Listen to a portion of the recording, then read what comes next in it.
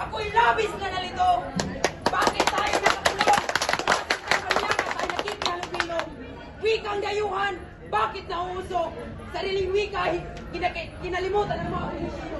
Sa bawat titik, sa bawat pandig, wika Pilipino sa ating titik. Mahalin at gamitin ang wika binigay sa atin. Sa bawat tulong, sa bawat titik, kalayaang taglay na walang kapantay.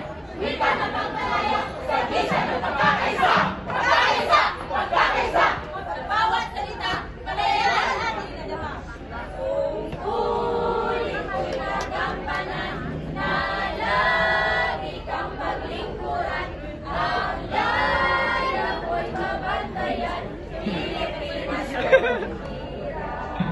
mula sa ating mga ninuno.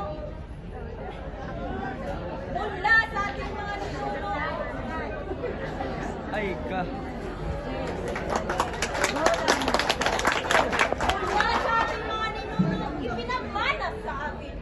Wikang nagtuklod at naging gawin natin. Ngunit bakit? Ngayon sinusuko. Wikang pagyaka. Tayo'y nakikibaka. Wikang Pilipino, nakalimutan na ng bansa. Mayro'y tumitig, nagsalita ng patuwid. Tatapos na. Sa saklo ang itaw, sa sigaw ni Bonifacio. Mabuhay ang kalimutan! Mabuhay! Sulat sa pamilya, Ria at Kapitan. Sa wika ng bayan, kalalaan ng bansan. Wikang Pilipino, wika ng tumpang. Sa bawat letra, nakatala ang kasalan. Sa bawat talumpati, nalihagay ng pupudagi. Wika ng kagalit, nakapuri-puri. Wikang Pilipino, sa lahat ng bayan, sa limaan ng isip, sa laban ng Pilipino. Hindi mga armas, hindi mga bala, kundi mga salita, mga siyang sandata.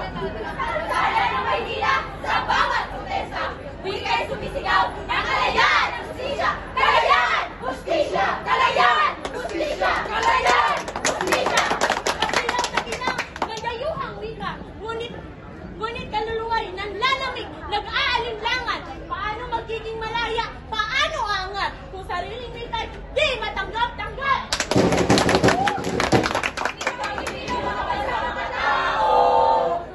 Pilipino, mga bansa, mga tao! Wikang Pilipino, mga bansa, mga tao!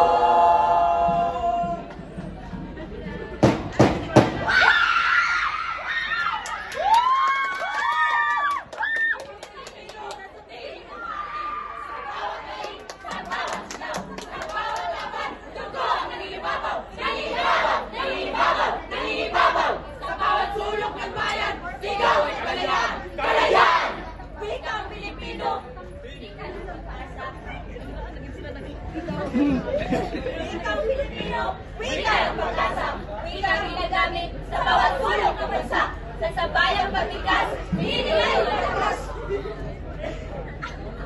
Pusong diwa, sa isip at gawa. Wikang Pilipino, wikang makabago. Sa bawat hino, sa bawat henerasyon. Wikang Pilipino, wika ng ating bansa. Wikang mapagmalaya, ating ipaguli. Ito ang sagisag ng ating lahi. Sa bawat tinig, sa bawat salita. Wikang Pilipino, wika ng mabago. Tunay na matapang, wika ay paniningan. Pilipino, wika mapagmalaya.